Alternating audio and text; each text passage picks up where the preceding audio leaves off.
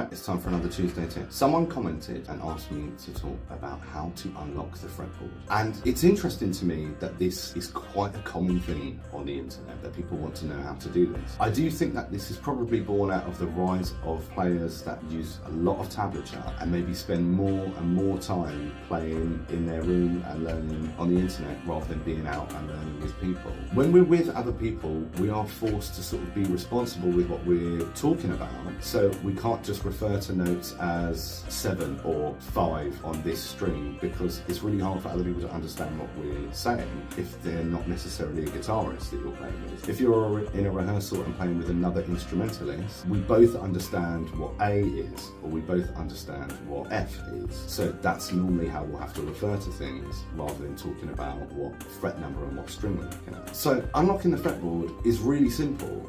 You have to not think about the fretboard, and that sounds kind of counterintuitive, but here is all of the notes. There's only 12 of them, and they just go round and round in a circle. A little bit like numerals in mathematics, there's only a certain amount of them, and when you get to one end of them, you just go back round again. We only have 10 numerals in maths, and we just repeat them over and over and over again. The same happens in music. We only have 12 different notes, and when we get to one end of them, we just repeat them again.